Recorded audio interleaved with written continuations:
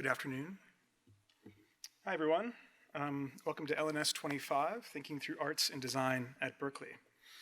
I'd like to begin by acknowledging that there's a number of reasons why you might be sitting here today, and there's a number of people in the room who might not be sure that they're in the right place. So I'll briefly talk about that first. If you're here for LNS 25, you are actually in the right place. If you're here for a class called Des Inv 95, you're also in the right place. And if you're here for Maybe Zeiger, you are most definitely in the right place. What we have on our hands here is an odd confluence of the first day of a class and a public lecture. This makes the task of crafting an appropriate introduction a little bit challenging. So I'll just begin by introducing myself and my co-instructors. I'm Kyle Steinfeld. We have here Bjorn Hartmann in the first row, and Robert Kett, also in the first row. Robert will be up shortly to introduce our first speaker, but I'm going to begin with a very, very short introduction to the class, which will follow up on our next class session on Tuesday with a full introduction. So this is kind of a brief taste. This course introduced students to key vocabularies, forms, histories from the many arts and design disciplines represented here at UC Berkeley. It's conceived each year around a central theme that responds to significant works and events on campus, providing introduction to the many art and design resources that are available to students locally. This semester, we focus on design and its connection to the arts across a range of disciplinary contexts. We will explore the role of design in framing our experience of new media and technology, how design interacts with allied creative fields such as theater, exhibition, and public art, and how design practice allows us to reimagine the built environment across a range of scales, including software design, product design, architecture, and city planning. The central conceit of the course, one axis by which we'll organize our time together, is that these distinct design disciplines may be alternatively understood as a kind of singular practice that happens to operate differently across different scales. With this in mind, we've roughly organized the scales at which design operates as such. When people organize the built environment at the scale of nanometers, we'll call that software design. When people organize the built environment at the scale of centimeters, let's call it product design. When operating at the scale of meters, we could call it architecture. And when working at the scale of kilometers, we might call it urban design or landscape architecture. So this is one axis for the course, design across different scales. Throughout this course, we'll consider how design offers a toolkit for framing and approaching complex problems, and how responsible design emerges through new forms of collaboration with a broad field of experts, including user advocates, artists, engineers, and scientists. Moreover, we're going to consider how creative workers address key social issues through their practice. Of course, given the nature of these issues, any attempt to comprehensively enumerate them or disentangle them from one another is bound to fall short. Nevertheless, we've given it a bit of a whack. There's going to be opportunity later in the course for unpacking the genesis of these four very roughly defined themes shown here, which together form the second sort of axis of the course. Combining these two axes, we arrive at a matrix of scales on one axis and issues on the other. And this serves as the fundamental framework by which we contextualize the work that's going to be presented by our invited speakers and the instrument by which we organize our course. Our questions and conversations on any given week and surrounding any given speaker may activate some areas of this matrix more than others. For example, one week we might ask, how do data-driven systems for decision-making affect inclusivity and equality? To help address this question, we're going to turn to Yanni Loukisis on October 24th. Or we might ask, how will artificial intelligence shape the future of work and cultural life? For this, we'll hear from Rafiq Anadol on October 17th. Or we might ask, how can designers and their collaborators work together to address issues of climate change and sustainability? Next week, in this very same room, Sarah Dean will speak to this topic on September 5th. And so our semester unfolds in just this way. On Tuesdays, instructors introduce a given intersection in our matrix, and we lead a student discussion of relevant background material and readings. On Thursdays, outside speakers are invited to present to students and the general public, and students can engage with these speakers during open question and answer periods, reflect on the presentations and assignments, and also in discussion section. Today's Thursday. It's a public lecture day. So before I turn over to Robert, who will introduce our first speaker, I need to do just a tiny bit of housekeeping. The class is managed through B courses, so please be sure to find this course website, which I think that you know how. You'll find there our syllabus and a bunch of other course materials. Very important, our first reading assignment has been posted and is due on Tuesday. So please locate that reading assignment and complete it before Tuesday's class. Next, since this course is at capacity, I'll mention our waitlist policy very briefly. If you are on the waitlist, we feel that you should be free to attend talks on Thursdays, as these are open to the public anyway.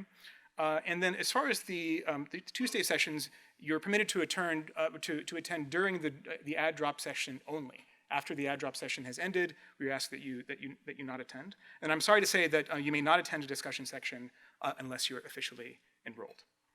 And with that, I can hand off to Robert. And as I do, I'll just mention that the event has been organized and sponsored by Berkeley Arts and Design as a part of Thinking Through Art and Design at Berkeley, and it's hosted by the Berkeley Art Museum. Thank you.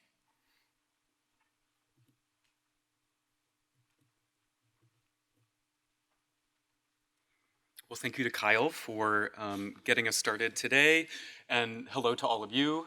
As Kyle mentioned, my name's Robert Kett. I'm one of the co-instructors for LNS 25, and for those of you who are here for DesImb 95, I will be your primary point of contact this semester. Since we will not have the benefit of Tuesday sessions together, as we will with LNS 25, I just wanted to describe a couple of things to you today before introducing our speaker, Mimi Zeiger. For those of you in DesImb 95, you should have received an announcement from me the other day. And please note that you should be participating in our weekly discussion and reflection online on B courses, much like Kyle just showed. So within a couple of days of each lecture together on Thursday, please share a thought, a reflection, a question that can hopefully become the seeds for some more sustained conversation amongst us online. I'll also be taking attendance from time to time when we meet here together on Thursdays. As Kyle mentioned, we're very grateful to our hosts, BAM-PFA and the Arts and Design Initiative. And on that note, I have to say that we're very thrilled to be starting off our series today with critic and curator Mimi Zeiger, who's visiting us from Los Angeles, but in a way coming home as someone who is born and raised here in Berkeley. Mimi's work sits at the intersections of architecture, experimental publication, and media cultures, placing these phenomena in the context of broad collective concerns. She is founder of the long-standing architectural zine and online platform Loud Paper, and her writing has been published in the New York Times, Architectural Review, Domus, Dezeen, Metropolis, and Architect, where she's a contributing editor. In the exhibition space, she has curated, contributed to, and collaborated on projects that have been shown at the Art Institute in Chicago, at the Venice Architecture Biennale, as we'll hear more about today, at the New Museum, the Storefront for Art and Architecture, Pink Comma Gallery, and the AA School in London. Her co-curated exhibition, Now There, Scenes from the Post-Geographic City, won the Bronze Dragon at the Shenzhen Biennale. Zeiger has also taught extensively at the School of Visual Arts, at Art Center, at the Southern California Institute of Architecture, at Parsons, and closer to home, at the California College of the Arts in San Francisco. Her work addresses a very impressive range of themes and issues across design fields and histories. She's published a series of books on tiny homes and their implications for urban futures, explored the shape of design discourse and what she has termed collective criticism in the age of digital media, and investigated the central place of female critics and practitioners in the history of modern design. It's also very fitting to have Mimi with us today, in particular to talk about her work on the 2018 US Pavilion at the Venice Biennale. First, the show was a reflection of debates that unfortunately are still incredibly live, ongoing struggles over the meaning of citizenship today. Zeiger and her co-curators used their exhibition to call for re-engagement with the civic within design, noting that, quote, citizenship is indissociable from the built environment, which is exactly why the relationship can be the source of generating new forms of belonging. Not only was their exhibition a response to our present political conditions, it's also a very useful entry point to the matrix and the scope of our conversations to come, as Kyle just introduced. It worked across scales, from the citizen to the network to the cosmos, as we'll be talking about throughout the semester, reading citizenship as inseparable from other contemporary concerns, from colonial histories to forced migrations, environmental crisis, and digital futures. On that note, I hope you'll join me in welcoming Mimi, and I look forward to hearing from her today.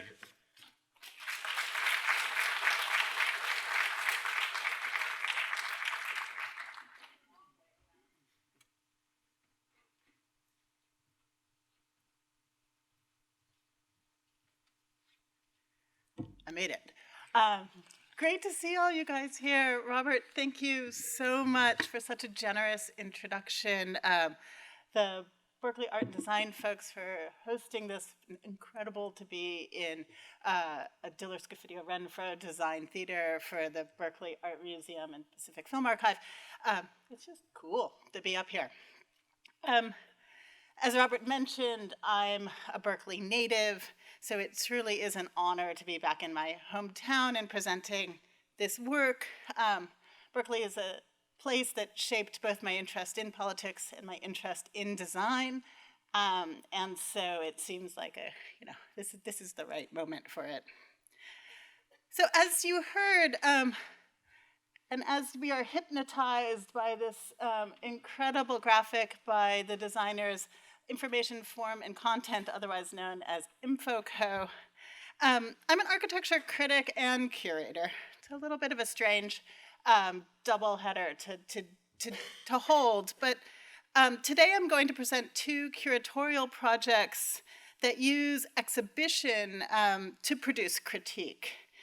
One is a critique of the limited concept of citizenship that is often linked to nationhood, and the other questions modernism as a singular canon. And so while one is sort of broad and reaching and sort of engaged in sort of the larger sort of discourses of where we are now, the second one is a much more disciplinary one, but is bringing questions of non-binary and feminist practices into the mix. So both sort of hold a kind of embedded critique.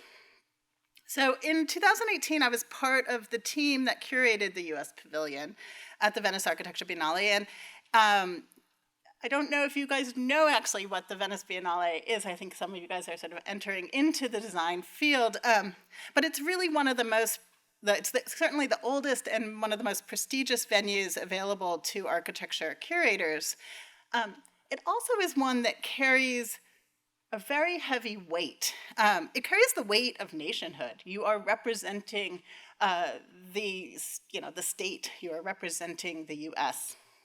And so you are on this international stage at a space which has other national pavilions. So it's from that platform, right, of being a sort of, hey, we're the US Pavilion, that my co-curators and Louis, Neil Atkinson, and Iker Gillenai, who also had the support of the School of the Art Institute Chicago and the University of Chicago, presented Dimensions of Citizenship. And we see this graphic, which is representing sort of all the dimensions. And we'll get into the kind of scalar components. But think about what kinds of different images you're seeing in this, from handprints to a grid to sort of the sense of the cosmos, all sort of embedded in a Buckminster Fuller type dome.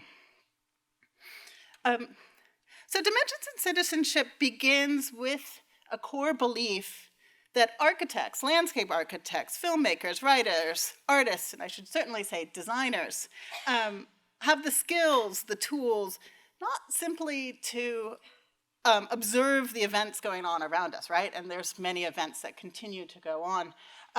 But we have to envision alternative futures. So one of the things that really inspired us is this quote by science fiction writer Samuel R. Delany, which reads, "Only by having clear and vital images of the many alternatives, good and bad, of where one can go, will we have any control over the way that we may actually get there. In a reality, tomorrow will bring all too quickly." So what does this mean? Architecture's collective agency, design's collective agency, lies in this ability to produce what Delany calls necessary, clear, and vital images of tomorrow, right? It's not just about sort of responding to the events around us, but actually being able to project forward and designing the futures that we want to see. And this is a core belief of Afrofuturism, and this is sort of where we are sort of starting our project. The show was first conceptualized in 2016. in the days between the election in November and inauguration in January. In fact, our proposal for this exhibition was due to the State Department in early December of that year. And that was a charged moment which produced a really important question for us, which is, what is the relationship between architecture and citizenship? And from that query, which could be seen a little bit as benign in certain ways, grew an argument. Circumstances 2 years ago and now in the United States, in Europe, I should say also in Latin America, around the world, indicate that it's urgent that designers respond to shifting conditions of belonging. And all of us, as makers of spaces and places, buildings, and cities, we have to reckon with questions of inclusion and exclusion as they're acted out on public streets and in airports, at border crossings, and in digital networks. As the news headlines from Hong Kong to El Paso tell us, these are issues of the built environment. You can't look at a ring of people holding hands around Hong Kong without understanding that that is a sort of a civic boundary that is being drawn. They're not just political events.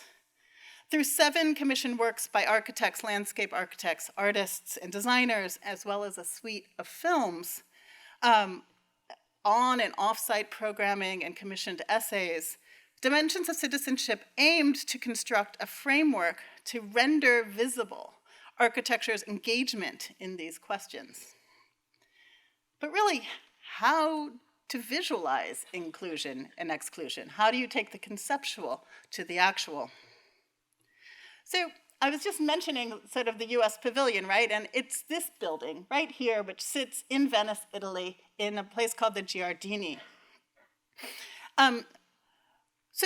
This is our show installed with a nice green roof and an installation by Amanda Williams, Andres Hernandez, and Shawnee Crow in the center of the courtyard.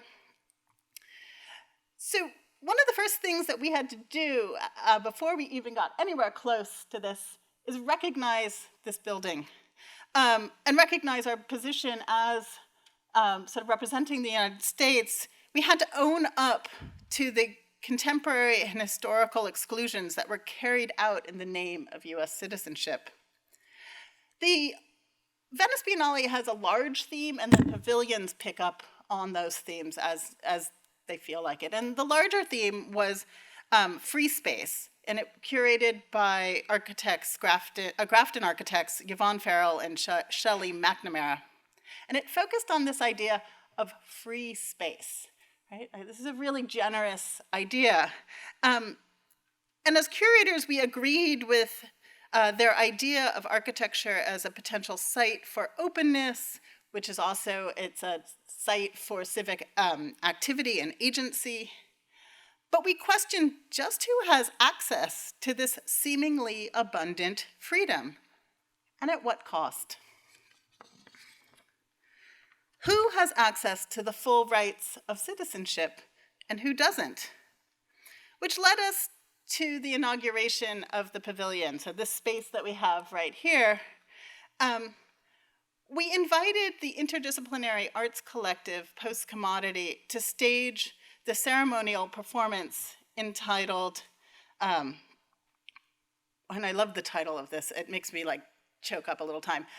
We lost half the forest and the rest will burn this summer. And I'm thinking about the forests in the Amazon that are burning right now, and I feel like the resonance is strong even though we're like a year out from when this project was presented.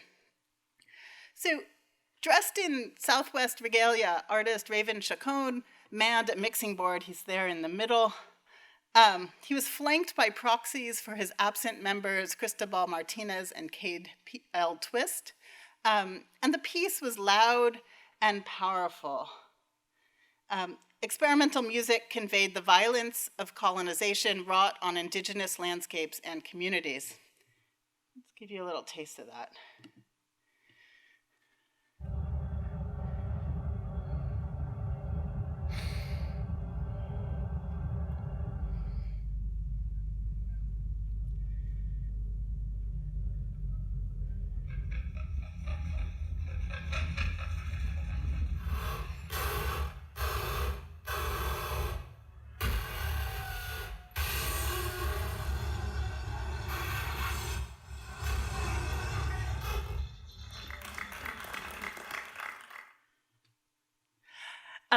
I could have cranked that up way louder. It was resonating off the buildings in the Giardini. And as curators, our intent to create this kind of noise space was at the very least to ensure the representation of First Peoples on site, and to acknowledge that any claim to the rights of United States citizenship comes with profound loss to those who once freely occupied the land. But what we hadn't accounted for was how performance destabilizes architecture's reliance on institutional power structures. Post-Commodities piece was staged in the courtyard of this Monticello-like pavilion with the columns and porticos as backdrop. And you can see there where we've got the kind of classical architecture sort of as the kind of the stage set for this performance. It's the kind of architecture that's ubiquitous in the shape of civic buildings across the nation, but also a form that comes with a dark history of enslavement and alienation, modeled as it is on Monticello. So although the pediment boasted the words Stati Uniti d'America, we lost half the forest underscored just how tenuous that unity is in our current political moment. I should also say, because I know we've got a bunch of designers in the house, our sound check also disrupted the Danish pavilion's inauguration, and we were told to be quiet because Bjarke Engels was speaking, and that kind of made us really happy. As curators, we were drawn to Post-Commodities work because of this particular piece. It's from 2015, and it's called Repellent Fence. It's a temporary 2-mile-long land art installation which intersects the US-Mexico border. And the installation is comprised of 26 giant balloons painted with these scare eyes, which I don't think you can quite see on there, but these sort of giant symbols that are bird repellents, but also sort of evoke indigenous colors and symbology. And, this is a project which is a temporary monument that starts to reveal the inherent paradox, and this is a term that I'll come up against again, but the paradox of border conditions. This is a very familiar photo, probably, for many of you. It is the prototypes that were designed for Trump, but this time it's taken from the Tijuana side. So this is not the kind of heroic US side, but this is the pileup of the informal communities' garbage on the side of the wall. So the border wall is the first example that comes to mind when thinking of architecture and citizenship. And in a way, it is both the most obvious and the worst example of the ways that citizenship is a condition that is both producing and produced by the built environment. But does this conversation, which is rooted in binary rhetoric about inside and outside, self and other, loom over more nuanced conditions of citizenship? Can architecture speak to, for example, all the conditions at the border that are not pictured here? The cross-border wildlife habitats, the shared watersheds, the indigenous lands, the cultural and business ties that bind us together. I'll let you guys read this quote from Wendy Brown. Our exhibition explored contemporary citizenship, again, as paradoxical. It's a paradoxical condition illuminated by this quote. And Brown's keen observation points to the violence of the divide between at the border wall and detention centers, but also looks at the social networks, experiences of statelessness or wandering, loopholes and anomalies of sovereignty, transnational flows of capital and labor. So we're looking both at boundaries and at flows. What about the overlapping allegiances which compromise all of our lived experiences? So citizenship is really complex. It is not just one thing. It's not inside or outside. So how do we take all that stuff, right, and make it into a design exhibition that fits in that Monticello pavilion? So this was shown a little bit earlier for those who are keeping track. This is our second Eames Powers of 10. Our hope was to look at the idea of citizenship from the body to the cosmos. And it is with a hat tips to the Eames's power of 10 and the telescopic way that they represented the smallest and largest points of our existence that we've organized the exhibition around 7 scales. And here are our scales. This isn't, we're not in nanometers to kilometers,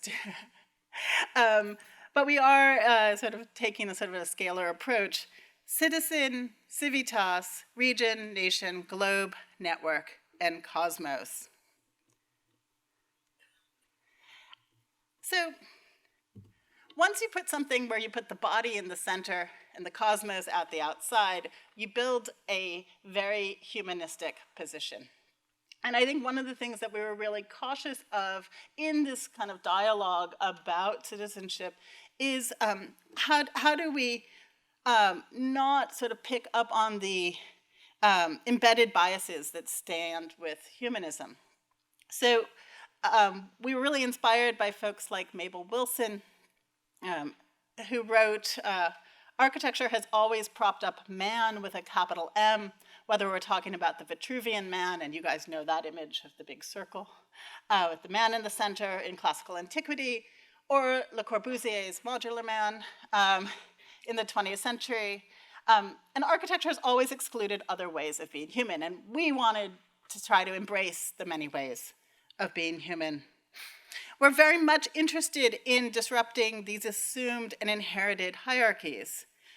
We embrace speculative design, so we're talking about sort of speculative design, how do you envision a future, with ideas drawn from cinema, Afrofuturism, and even agonism, like the idea that things can be in conflict, as part of the conceptual process. As a critic, there was also something else I needed to answer through this exhibition. I had been writing about questions of politics and design and to what degree these things can be answered with each other. And I had written in a piece post-election, although optimism is wearing thin at the moment, could speculative design be an answer?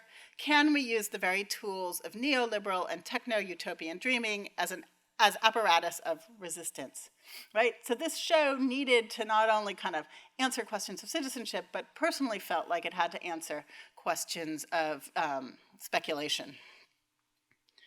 We commissioned participants. We commissioned 7 interdisciplinary practices, each which have track records of translating research into real architectural expression to create immersive works for Venice. And we often picked up on projects that were in development. It was on a very short time scale, so we had about 9 months to create the projects for Venice. So we would sort of see what people were already working on and then amplify it. And this idea of the scales, as you go through the semester, you'll realize, it allows you to go deep in one particular area and not necessarily have to skim the surface to cover everything broadly. So the exhibition begins at the scale of the citizen with a work by Amanda Williams, Andres Hernandez in collaboration with the artist Shani Crow. And it begins here at the scale of the individual and the body and the way that architecture mediates between ourselves and others. To be a citizen is to both individually embrace the rights and assume the responsibilities of membership within the polis, or the larger political community. So Amanda Williams and Andres Hernandez are Chicago-based artists and designers. They work with questions about race and place in their artworks. And for Venice, Amanda and Andres focused on the fact that many cannot actualize the rights and benefits of US citizenship. Specifically, how the African-American body is often considered fugitive or unwelcome or even transgressive.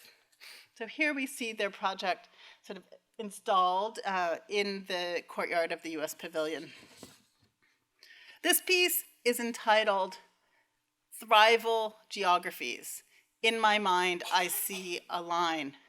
And it's a riff on this idea of rival geographies, which is a discussion about in sort of slavery era, that the African American women would create sort of different ways of moving through space in order to and track new geographies in order to sort of find a subversion. This piece itself was inspired by two historical figures, Harriet Jacobs, who you see on the right, and Harriet Tubman on the left.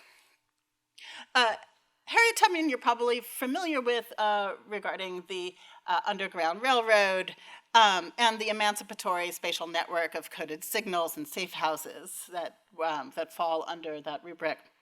But Harriet Jacobs, you may not know, she escaped from slavery and was an abolitionist, but she first hid in the liminal spaces of a building with her daughter. She lived between the roof rafters in order to save her life.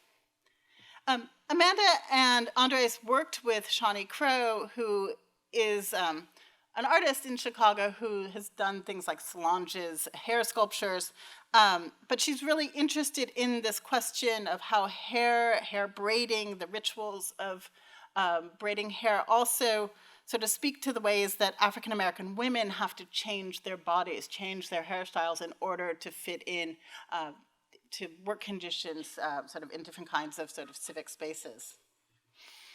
So this is sort of an interior shot of the pod piece that you saw on the outside, when you can see very distinctly the kind of braiding technique that is used. Ultimately, Amanda and Andres and Shawnee's courtyard installation, which was made of steel and hand-braided cord, explored the manifestation of the mantra, Black women's space matters. And you can see it here. It's both about experience and abstraction. What we're looking at is the kind of swoop of the Underground Railroad combined with sort of this pod-like self-care structure. And that the idea that the interiority of this pod allows not you to hide, right, but actually to open up and be truly yourself on the inside. And you can see that there's a little bit of a jump seat in it, which is like, I always like to think that you're getting on the carriage ride to kind of like launch you, I'm just gonna keep hitting that, launch you over the pavilion. There's an idea here, like when we talk about thrival, right, like it's not just about surviving, right? If we were just hiding in this pod, it would be surviving. But thriving, this idea that there is a full-bodied expression going on, is what they were hoping to achieve. I had mentioned that there was a lot of programming that went along with the U.S. Pavilion. Shawnee Crow created this piece that was performed during the opening weekend, which was called Black Women's Space, a Performative Primer, where she acted out sort of the rituals of self-care, building on the Audre Lorde court, and sort of you can see that she sort of goes through this entire ritual of hair braiding and sort of moisturizing, and then sort of lays herself in the pod. So, there's only 7 of them, but they're also rich, and I will try to keep moving faster on them. But Studio Gang, a Chicago-based architect, took on the idea of civitas. And we began to explore questions of shared and public space as stages for conflict and collectivity, right? Margaret Crawford, who's here in the audience, first taught me that, public space isn't just about sort of really nice public space that everyone gets along, but there is a kind of contest always going on in it.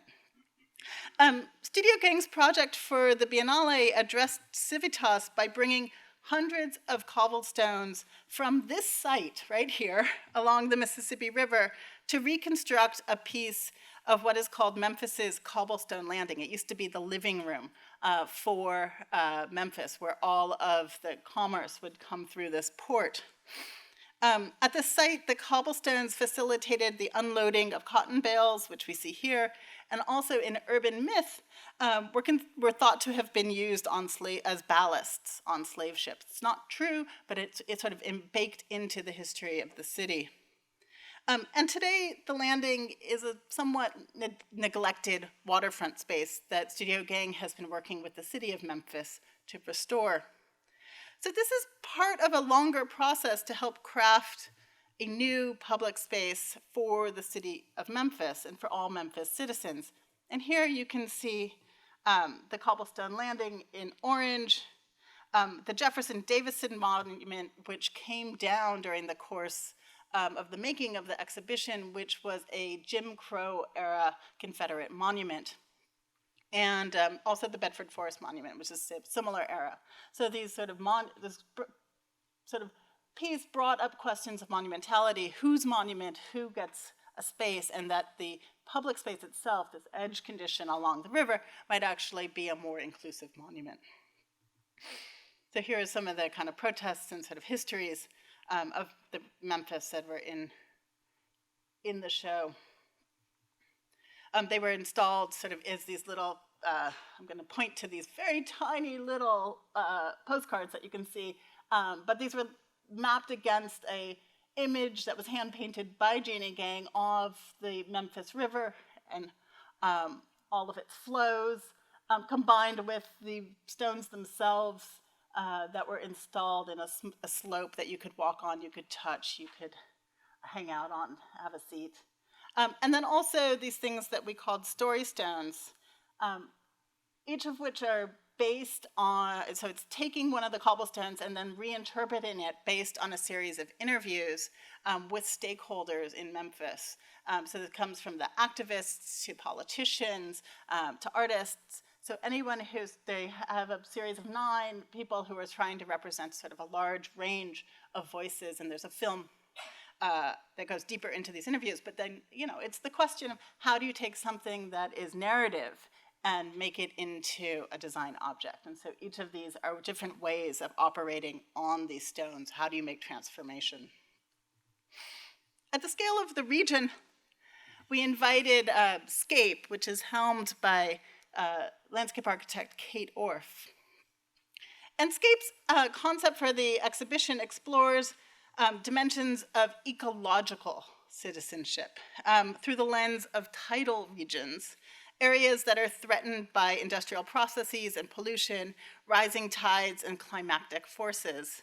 The site was Chertosa Island, which we're looking at here, which is in the Venice Lagoon, and it's a place that has fallen victim to these processes, from sort of the rising tides to the kinds of erosion that's caused by things like cruise boats. And their work is poised against this overall backdrop of environmental change. It argues that landscape architecture can play a role in transforming and redefining regions, and demonstrating that landscape architecture is a critical tool to re-envision the effects of climate change and its impact on all citizens. And by all citizens, it's not just human citizens, it's actually non-humans. So the film is, the piece includes a film which sort of focuses on the kinds of critters that are involved in these landscapes as well. So here we have a human agent of change. In fact, they were looking at how do we present an activist regional citizenry. So these are the scientists, the neighbors, the locals, who are all involved in helping to preserve these landscapes. Here they're building something called fascines. These are Italian fishermen who, in their off-season, actually build these ecological armatures or ecological architectures. And then how do they deploy? And this was also part of the exhibition. Let this play just for a little bit. You can see that we're looking at the edge conditions, and we're seeing things like the fascines, which are the bundle of twigs, along with core logs, and something called ecocrete, which helps stabilize the seabed. So this is the deployment of fascines along the edge condition. In places like Louisiana, where they also sort of use this kind of thing, they don't use the bundles of twigs, they actually use old Christmas trees. And so you can see, like, we're depicting fish And there's some birds who come up and other kinds of creatures, which it's really important to sort of say that we are all in this together. Donna Haraway's sort of idea of kin and kind, that we are sort of enmeshed moving forward into the future with our non-human allies, is the only way that we're going to get out of the mess that we're currently in. So here we are in the gallery. I can tell you that it smelled really good in here. The idea of having this kind of like natural materials in a space that is often a white-walled, sort of refined gallery space felt like it undermined some of the kind of conceits of the U.S. Pavilion as well. You can see a little crab in the video where we were showing sort of our other friends. And here we are up close with these like super technological, these are designed from Israel. They're milled in order to be able to create habitat. So we had something very, very high tech and something very, very low tech simultaneously. Moving on to the nation, and you can see that there's kind of questions of materiality and also conceptual questions that begin to build from one piece to another. So as we discussed earlier, we're interested in getting away from the border wall as a primary example of architecture and citizenship. And we decided to work with Estudio Teddy Cruz and Fauna Foreman, whose research, decades-long research, via their cross-border initiative at UC San Diego, directly investigates the spatial and political implications of national boundaries. And it's with their project Mexis, a geography of independence, that Cruz and Foreman ask us to consider a wall-free bioregion instead of a wall. So rather than a flat borderline, which we see here, so this is the border down by Tijuana, what happens when we think about something that doesn't truncate social and ecological shared assets and instead is a geography of interdependence and cross-border citizenship? So what we're looking at here is the entire border wall. You can see the border wall in red. In the gallery, we showed the entire sort of, all the watersheds that are along the border. And the border line itself was on a timer, so it would come on with a big loud clang every minute or so. But mostly you were looking at this thing, Teddy likes to call it the monster, this sort of strange shape, which suggests, actually, this is a thick border condition. It's a spatial area that encompasses conditions that borders really can't contain: watersheds, indigenous lands, ecological corridors, migratory patterns. And perhaps suggests that citizenship challenges the duality of having to be inside or outside a border. So they're asking to think of this as a commons, a transnational commons, where we sort of exploit and sort of optimize the idea of shared resources. Right now they are working, this project is continuing onward, and this becomes sort of more of an iconic representation of it, but they're working with an area in Tijuana called Laurales Canyon, where the informal community there doesn't have any waste infrastructure services. So imagine living in a place where you don't have like a trash truck to come pick up your garbage. What do you do with it? Well, it goes into the canyon. Well, these canyons are all tributaries that lead to the San Diego side of the border and the Tijuana estuary. And so they are working to develop what they're hoping to be a trust of green spaces that they can use to help not only teach people about sort of, let's maybe not throw the tires in the canyon, but also to try to sort of hold on to these notions that we need to work together, right? And so by preserving some of these lands, working with kind of cross-border allies, they're able to, at a very small scale, sort of address some of the things that we're seeing in this sort of larger picture. Here's all the tributaries. So this question of water, which we saw with Scape and Region, is really kind of coming into this idea of nation, right? We can't consider our nation without considering the kind of ecological resources. At the scale of the globe, we invited Dilys Cofidio Renfro, who decided to team with Laura Kurgan and Bobby Petrusco, along with the Columbia Center for Spatial Research. And their project uses data from a NASA satellite that visualizes where people live on Earth.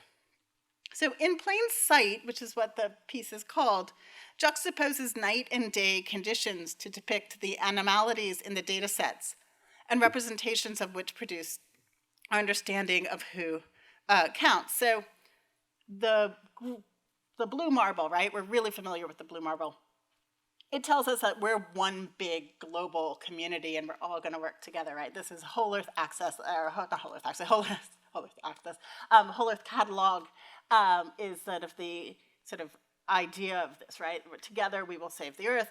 And then there's the black marble, which is actually the depiction through more recent NASA satellites of the Earth at night. And if you look at the Earth at night, you think, oh, I know where people are. But actually, it's not true. There's many places on Earth where it's dark, but there are people, and there are places where it's light, and there are no people. And DSR, Bobby, and Laura's work is about sort of taking some case studies and looking deeply at these moments where there is a kind of anomality between what we think is there and what isn't, and what is the reality. So here it is installed in the gallery. It's about an 18-minute video. I won't show you the whole thing. But if we look at some of the places that maybe don't have light, here it is.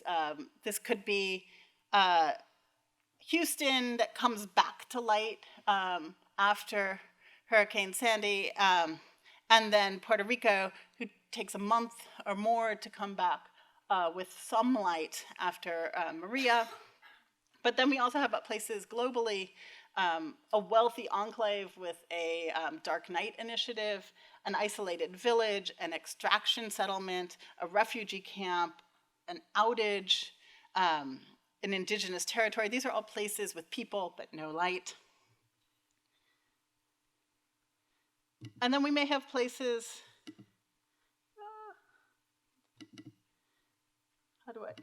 we have the mouse. Nope.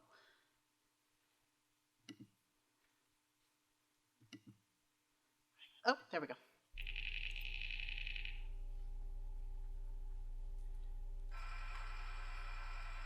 So these are some of the case studies of places with light and no people. Extraction sites, military bases. We could get you a little closer into one.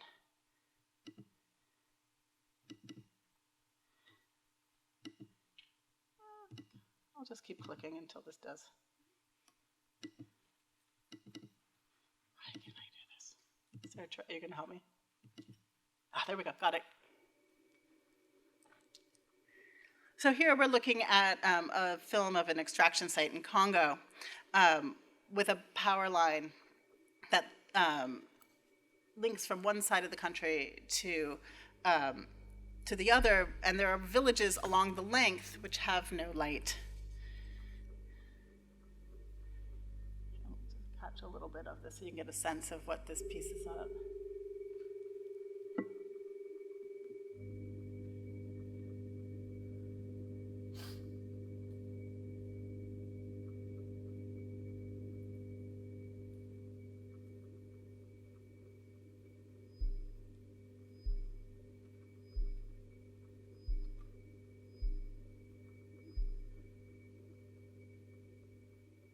I think what's really profound about a piece like this, and one could argue like whether or not this is architecture or design or not, is that it brings to our awareness things that we may not have sort of considered before, right? Like part of the way that architecture and design can really make change is to point to the kind of inequities that we're seeing and to really sort of question our assumptions about, say, like the blue marble, right?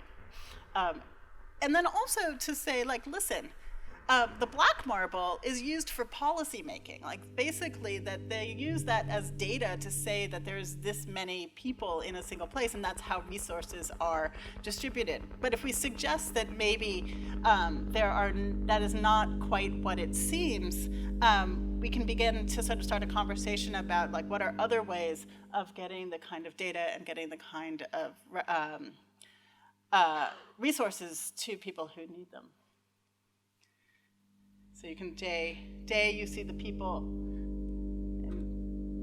and night you don't see the people, and then day it seems like there are millions of folks there. We'll leave that one for a little bit. At the network, we invited Keller Easterling, who is a historian and scholar, and she worked with a group called Many. So she basically sort of distributed with her students and with others, sort of a networked group of folks, which she called Many, this kind of shared authorship of this project. It explores the way that networks and global capital touch the ground in spatial products, economic zones, and organizational space. And her work for the Biennale, Keller and Many proposed that we use the scale of the network to rethink outdated notions of citizenship. So they built an online platform entitled Many.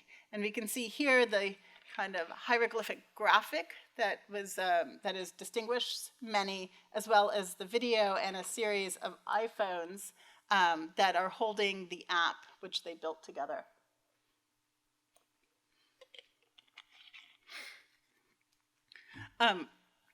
The design of this project, and here is a little closer up, the iPhones. The design stems from an important paradox. Keller asks, and this was sort of right at the beginning of when we started this project, and it continued to now, and probably even holds true, like even more now.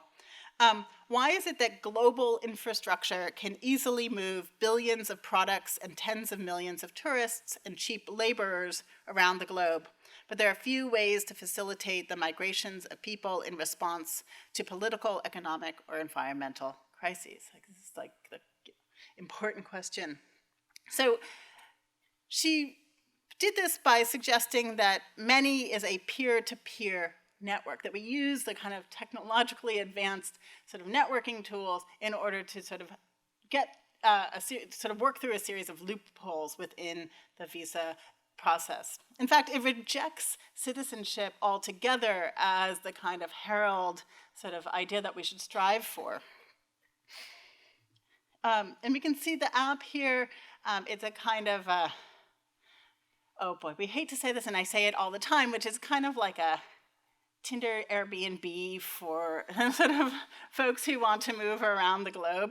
But essentially what it's doing, it's matching folks with needs with folks with other needs. So there is never in the kind of philanthropic sense like, oh, you have needs, let me give you something. It actually is like, hey, there's a need for people to come here and work in this kitchen, and then there is a culinary school, say in Africa, who has all of these students, and so there is this kind of matching process that happens.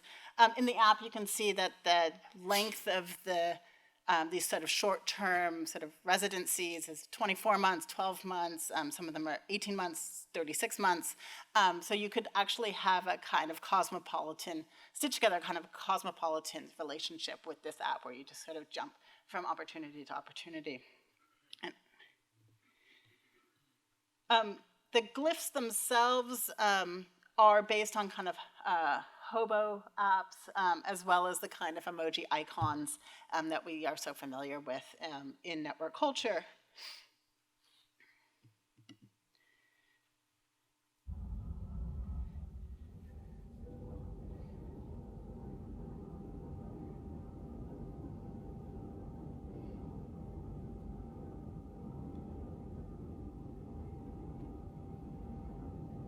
And so this film was playing in the gallery.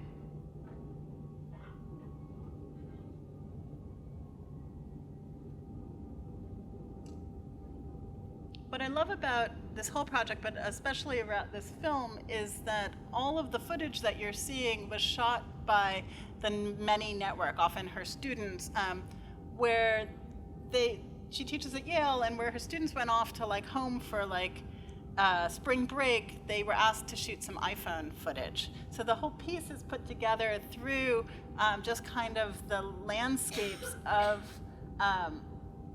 transit, right? Of just kind of going home and sort of shooting what you're seeing out the window.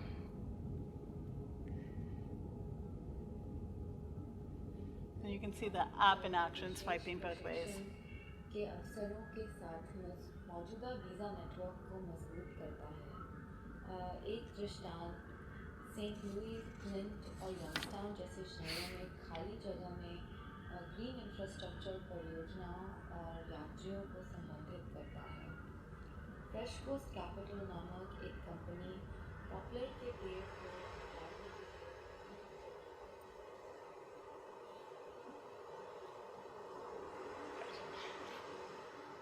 And I will switch us to the next project, but there's so much more to all of these things that we'd be here all day. I'm going to take us to our last scale within this exhibition. I'll talk a little about an upcoming exhibition after this, but this is the scale of the cosmos designed by Design Earth. And Design Earth uses their unique approach toward geographies and fiction to unravel these complex issues about space, the cosmos, and citizenship. They created a series of stories in a piece called Cosmorama, which we see here, that mix strange fictions of the geopolitical logistics, privatization, and myth. They presented 3 of these geo-stories in the form of triptych drawings, which show entrepreneurship, extraction, endangered species, space trash, in a black mirror of current on-world crises. So whatever is going on in space is actually really just mirroring what is going on here. For example, this is a piece, this illustration is what they're calling the sort of international science station that's going to be floating around Earth. It happens to also look like the Empire State Building, and it is filled with wolves, tardigrades, gorillas, monkeys, dogs, basically anything that has already been sent in, or any animal that has already been sent into space for experimentation is now collected here in this space station. Or these heads that are hanging here in the gallery, which are envisions of asteroids that have been carved into the shape of the gods of the new space age. So on one side, they are these sort of Greek or Roman gods. On the other side, you can see that they're extraction sites, and that these mining of these asteroids is also accompanied with a real-time meteorite. One of the things that was really remarkable about this show, one of those things you can't really predict until you're sort of well into it, is how certain scales, which you did not expect questions of material culture to come out, had material culture. So this meteorite, this stone from space, lived across the street, basically, from the stones from Memphis.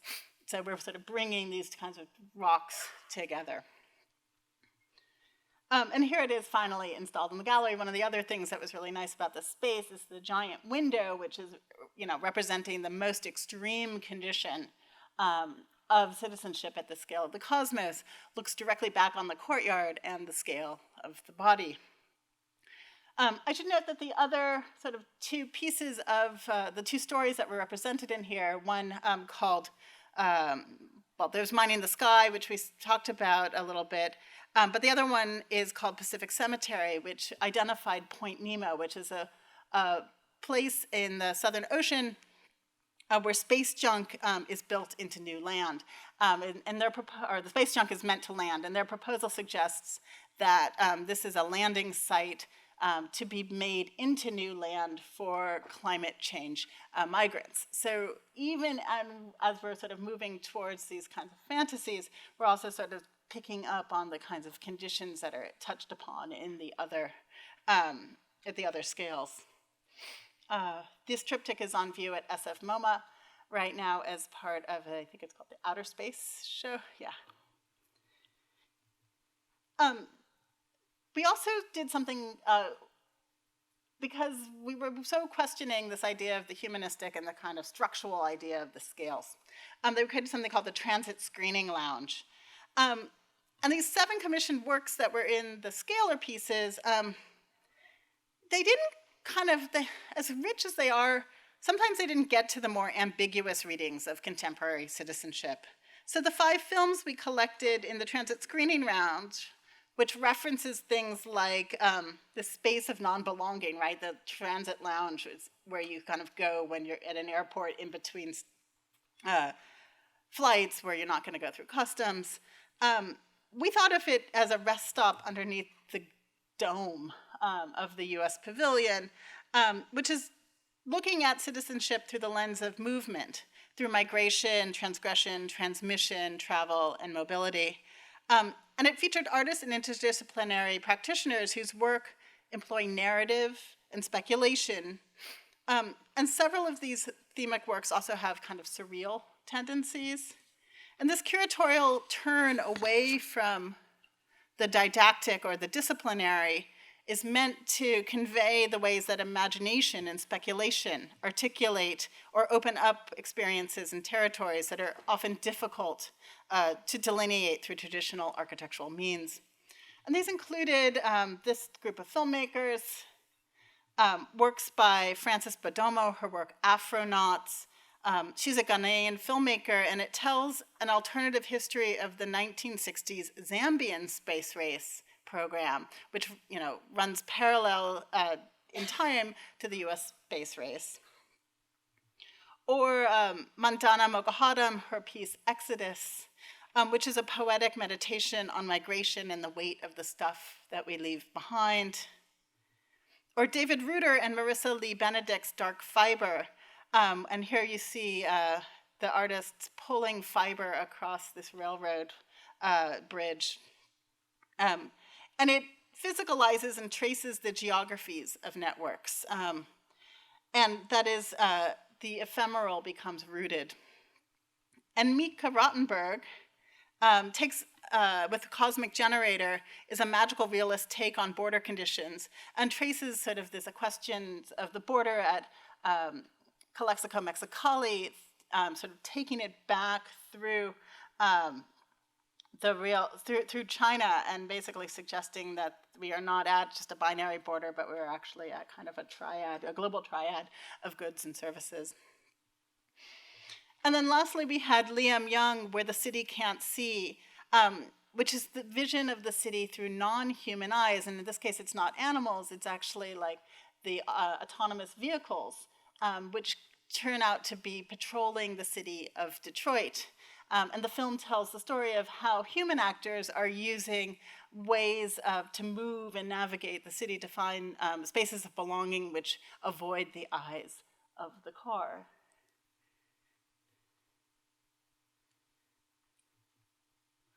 Part of the project also was to create a body of scholarship. So we created a catalog and invited a number of essayists, one for each scale, to contribute. Then there was a series of another 4 essays which appeared online in partnership with eFlux. The catalog's available through Inventory Press and designed also by Infoco.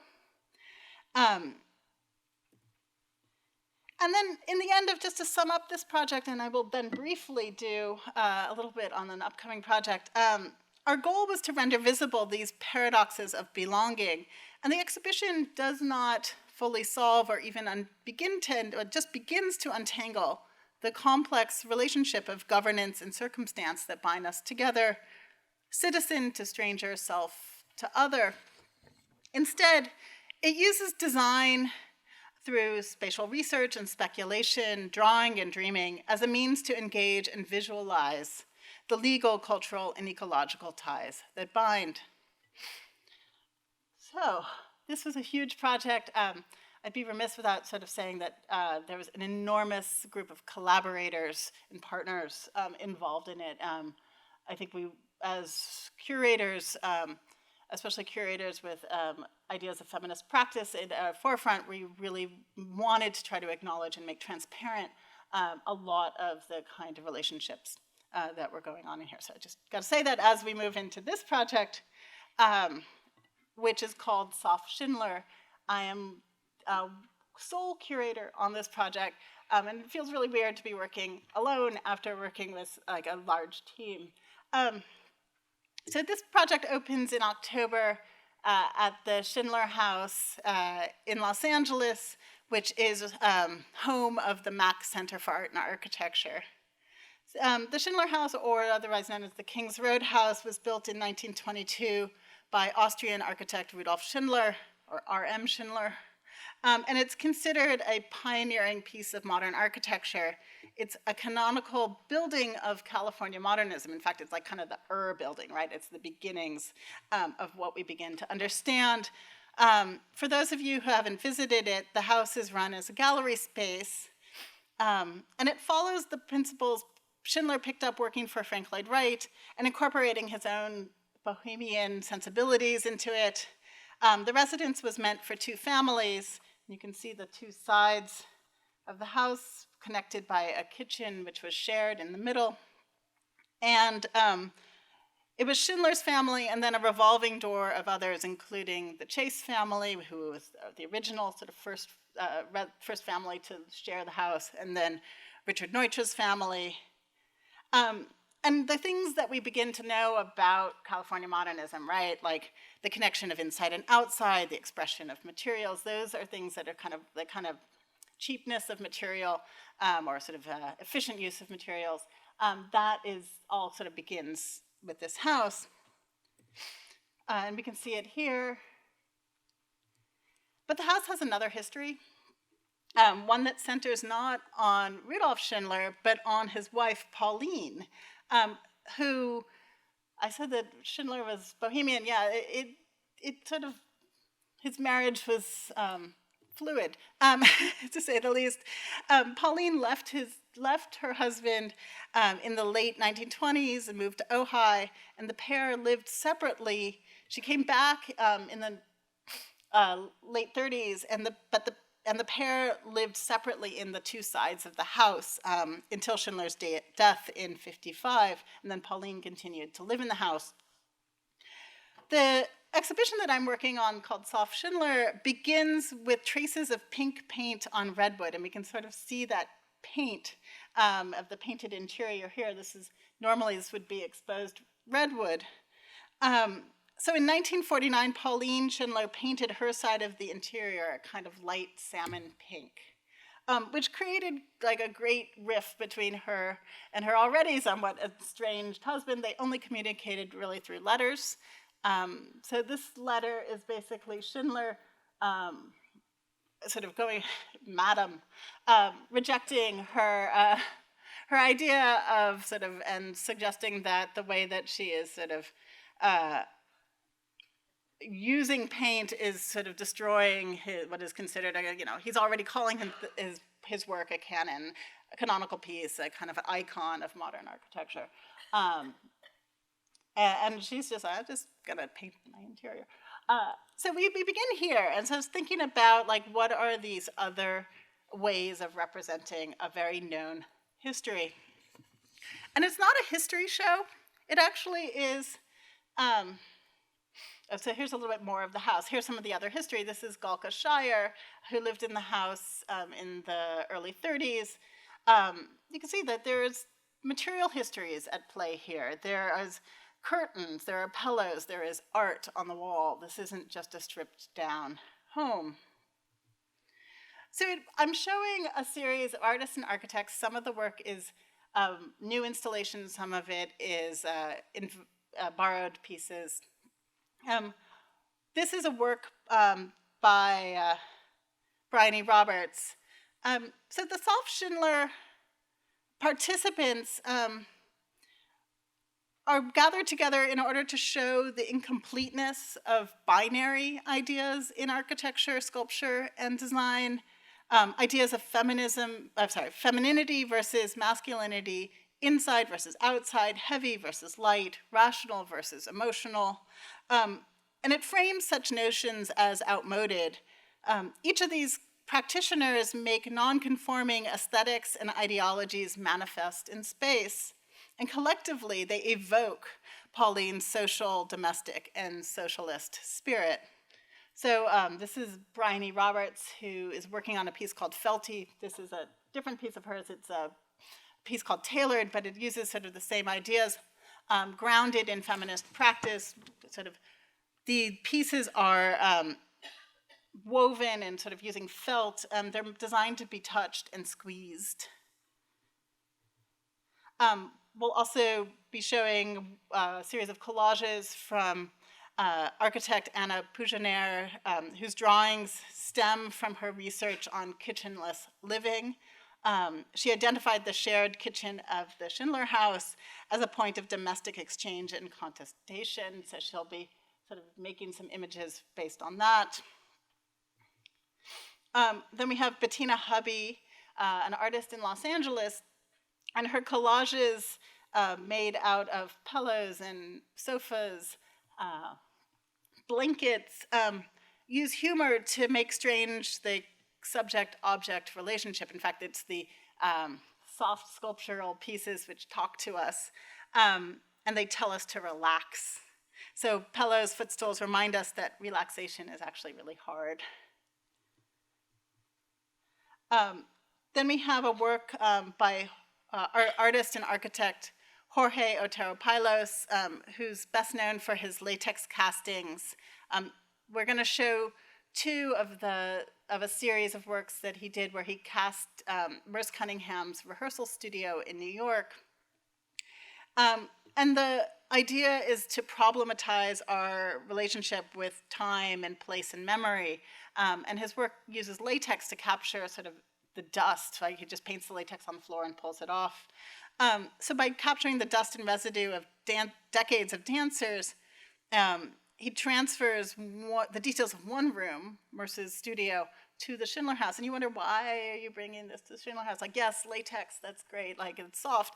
But actually, the work amplifies an alternative history. Specifically, the composer John Cage had a connection to Pauline Schindler. They had a brief love affair that predated Cage's personal and collaborative relationship with Cunningham, and so we're kind of using this piece to sort of make light, bring to light that history. And then we have works by artist Alice Lang, whose expressively glazed ceramic torsos and bust sort of question masculine dominance and sort of what is exposed, what is not exposed.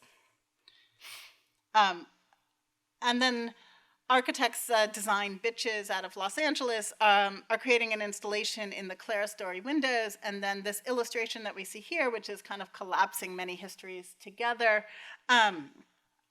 they are sort of making a piece of furniture that will sit in the courtyard, which sort of gives us a view into an alternative history for the house.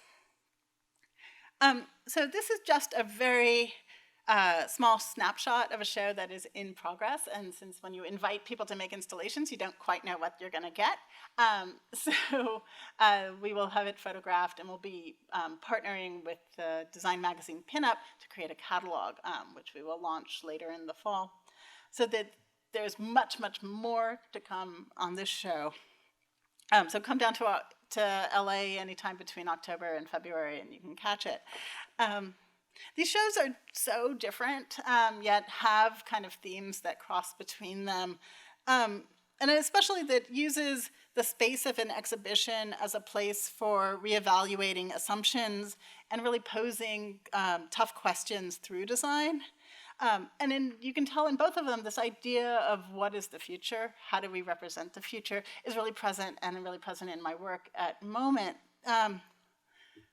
So as we sort of think about new futures, I just want to conclude by saying thank you for friends and family and all you students and for being here. So thank you.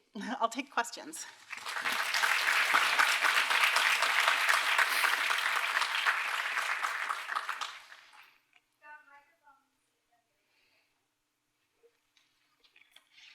I know it's the first day of class, but...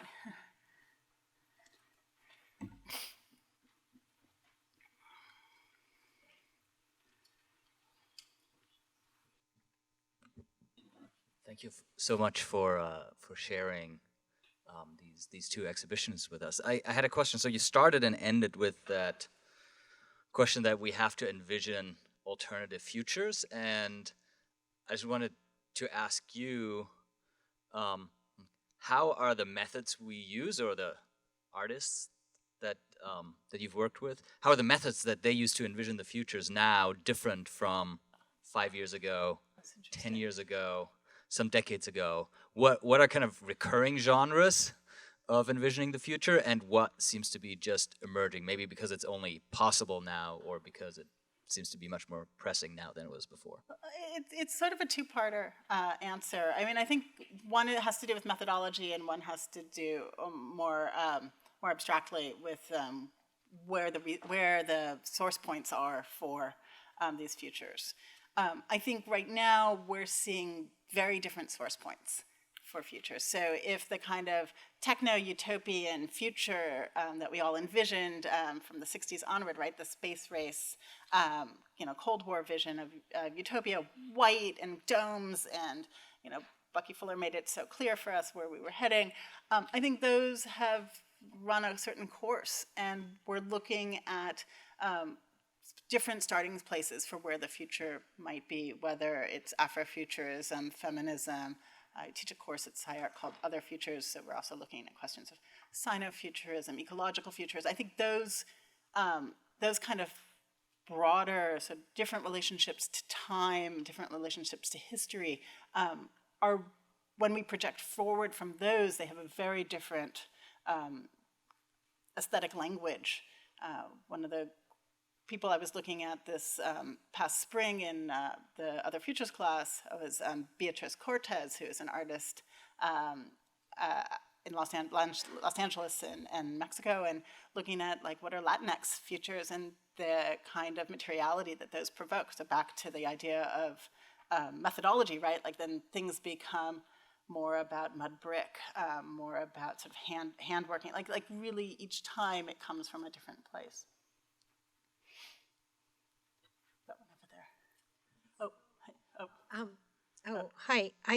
Mimi, great talk. Thank you. I just wanted to ask a question that's very grounded. How do you get to be selected to represent the United States in the Venice Biennale?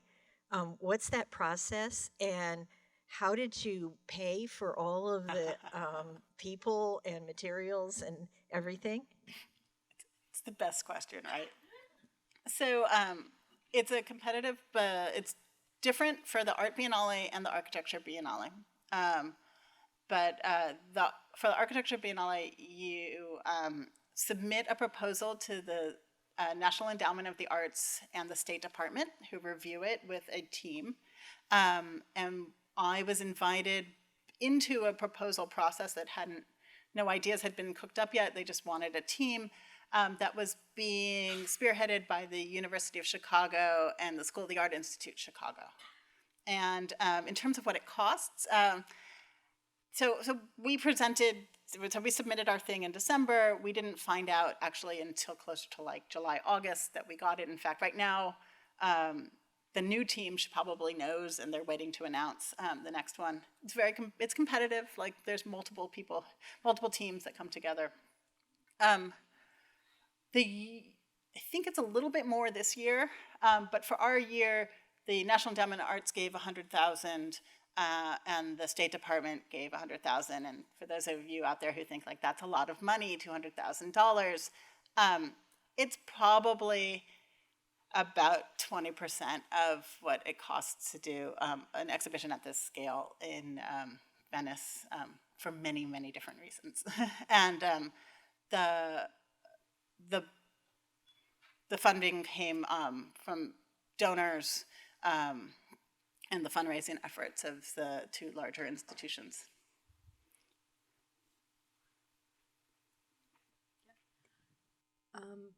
So from my understanding, excuse me, of kind of this entire exhibition, I think what was really powerful to witness, but not really, is that the artist were able to kind of visually articulate some either uncomfortable, disturbing, or otherwise difficult to communicate concepts or facts about the state of the world. And I think that alone is really powerful, just kind of like sharing that knowledge with people in a beautiful way. But so what I'm wondering is there, are you involved in any design or artistic or initiatives that are actually doing something other than just kind of like sharing knowledge and just like changing kind of the problems that these things are confronting, but with design? I'm very loosely involved with places like the Architecture Lobby, which are interested in questions of labor and architecture. But otherwise, I think making visible is an act in itself. And I'm not speaking for the various artists and architects who are involved, because different ones to different degrees are actively involved. Teddy and Fauna are on daily. I talked to them a few weeks ago for an article I was writing, and they were driving to TJ to have meetings with the new municipality. So they are on the ground doing that work. So every team is sort of engaged. Amanda and Andres are, daily, and Shawnee are daily engaged in South Chicago. But I think bringing it together and using a platform like the U.S. Pavilion was that, I think for us, that act of like, versus our sort of personal involvements, any kind of group that we might be involved in where our own politics lie.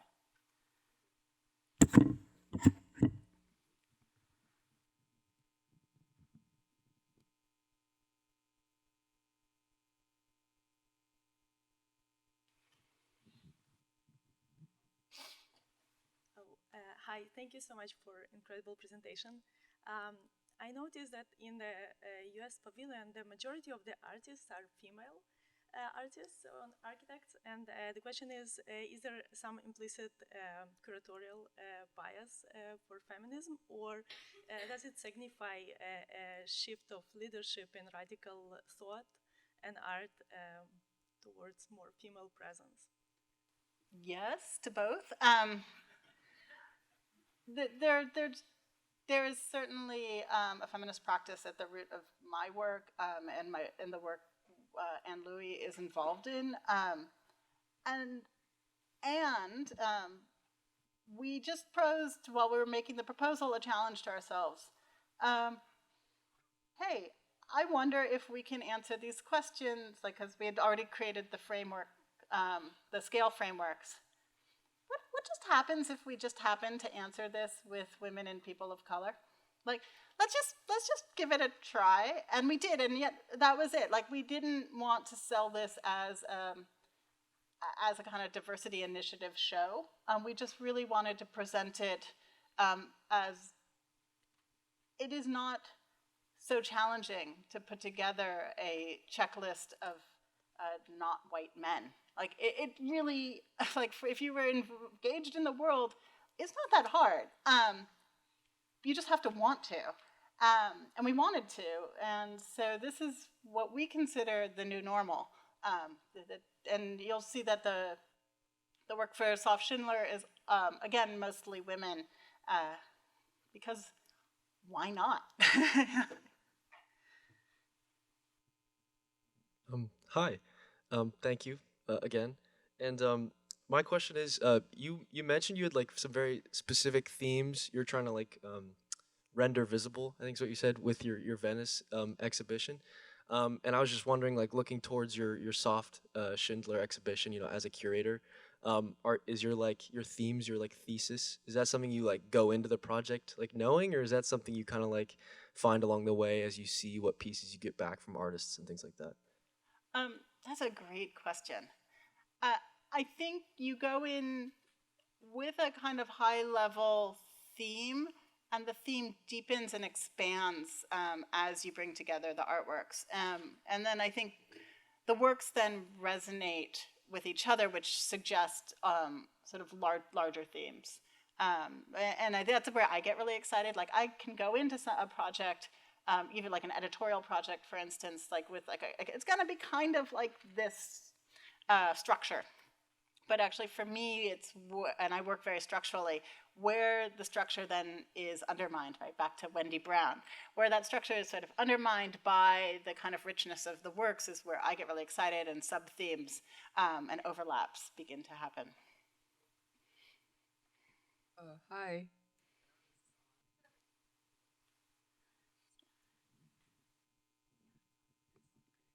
Hello, thank you again for the incredible presentation. I was wondering, in projects like, I was really interested in Design Earth, how by looking forward to the future, what can we do to change like now? And what can we do as like college students, as people who aren't like at a position where we have a lot of reach? What can we do to help create like a future that we want? I mean, I think it's the question, right? Like, everyone's like, how do you make change? Well, you make change like by living the change, right? By being as engaged as you can within your life, but also that you let the works, you don't put a cap on like where the works can go, right? Like, that you allow them to sort of take on larger meanings, that they are ambitious in scope, and that can sort of lead to, again, to that new normal, right? Like, just show, be the change you want to see is the platitude around that. But I do think that kind of engagement is useful. There are any number of organizations in design which are much more on the ground, and I have sort of written and talked about those kinds of works in the past, but I write at this point in time with the kind of vast sort of conflicts and sort of issues that we have. I think getting motivated, working collaboratively is our best hope.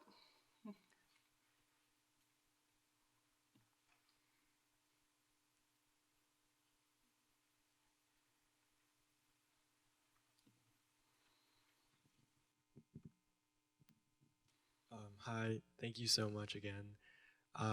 Could you just tell me where the Los Angeles exhibit is going to be? Yeah, it's at the Mack Center for Art and Architecture, and that's in West Hollywood. If you Google Schindler House, you should find it. Okay, thank you.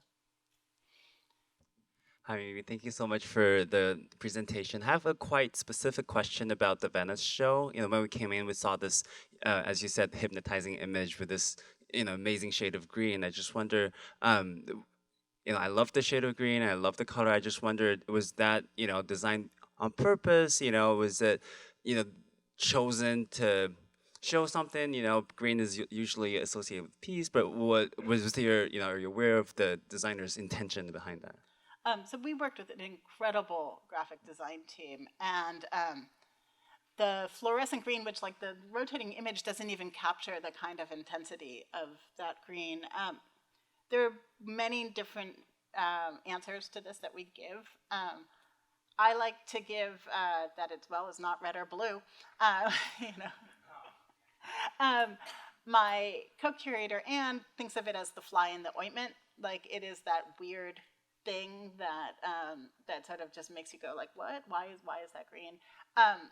Our designers, and you can tell from the sort of multihedron that is the shape of the circle, which is meant to both look like a circle at some scales and look like a polyhedron in others, that Buckminster Fuller and things from the 60s are really part of our thinking around the show. And I could give you a whole lecture about the kinds of images that we fed to our designers that that kind of hold this kind of 60s sensibility And so that green is like that artificial green, right? That's not natural. It's not nature. It's not red. It's not blue. It's meant to kind of irritate. And that was why it was kind of important to also like put it on the dome, right? Like to take the most iconic part of this structure and then brand it green. Like it's obnoxious. But it also sort of was, again, meant to to create a kind of undermining questioning. I'm glad you asked that because I love answering it, but I don't actually have it in the presentation.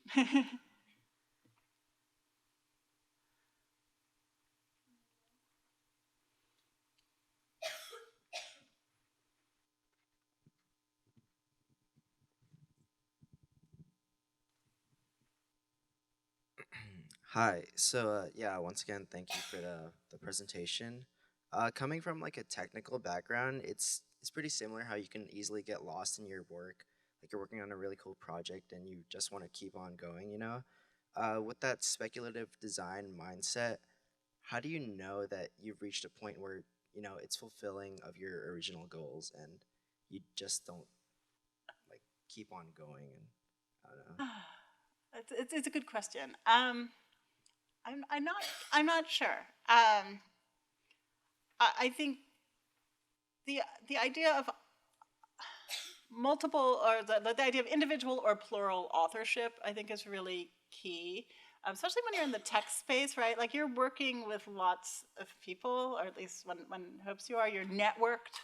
Or like my boyfriend's a big gamer, so like he tells me things like 1 million people logged on for the World of Warcraft reissue a couple weeks ago. Like 1 million people, like you're networked into these spaces of technology. And how do you then sort of draw on these kinds of multiple voices and the kinds of communities they represent?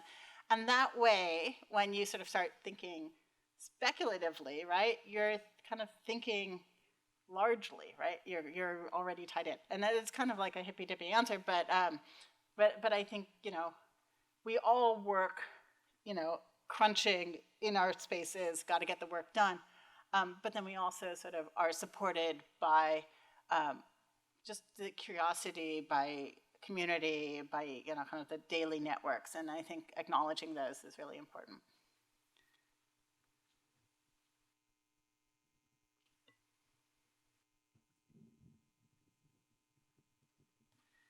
So many good questions.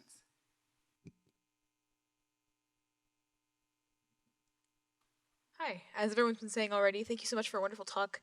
One thing that I've noticed, especially in immersive environments, is that there's a certain balance, I think, between the immersion and the consciousness evoked by that immersion.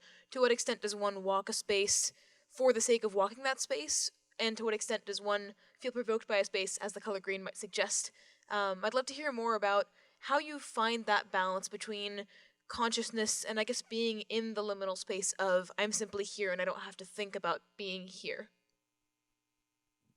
I've been reading this book lately. I recommend it. It's by an Oakland author whose name is slipping my mind, but it's like The Act of Doing Nothing. It's Jennifer. Oh shoot, I'm forgetting. But she talks about she's an artist who works in digital space quite a bit, and she understands sort of what the previous question talked about the kind of way you go down your rabbit hole. But she also sort of calls attention to place, and place not as something that you want to escape, which through immersion, but actually something that can tell us long histories. And she points to like the old redwood tree in Oakland, which has stand there for 500 years. Like, so at the one time you could go into a virtual space of some kind and you could be immediately consciously connected. But then like also think of like this, like what's this long history of a tree that has watched over Oakland for 500 years, right? Like recognizing the balance between these things, like back to the question of non-binary, right? Like we don't want to say one is good and one is bad. The word, instead of maybe immersive, embodied, I might suggest, as a kind of way of how we wanted to sort of talk about your feeling of moving through the pavilion, for example. So you know, the materiality of the woven cord, the materiality of the core logs, the smell, like that we moved from something that was highly material to something that was highly abstracted, which would be like the iPhone network. And so like when you're going through these different spaces, your relationship to place changes, and you can feel it in the gallery itself. You know, it's not Harry Potter at Universal Studios, but but it is kind of a subtle way of sort of understanding different things.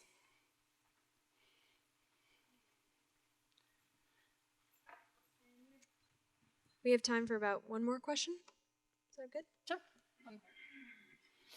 Thank you again, like everybody's been saying. It was a very fascinating presentation. I'm kind of new to the art scene, so this is more of like a simple question. So my question is, when analyzing these pieces that you get, what are some components you look for when considering in what ways it conveys your intended messages and its impact on the viewer's perception of the topic to potentially provoke an epiphany or action? It's a good question. I mean, I think in thinking about which practices to choose, you know, especially when they're making new work, we want to look for practices that have a track record that maybe isn't exactly what we want to do, but sort of a dedicated sort of areas of research that that we think can maybe amplify. And you know, through those works that we maybe know, we also know sort of the impact that they've had on people, or sort of both in the disciplinary and with like larger audiences. But then every project is received slightly differently in space, in situ.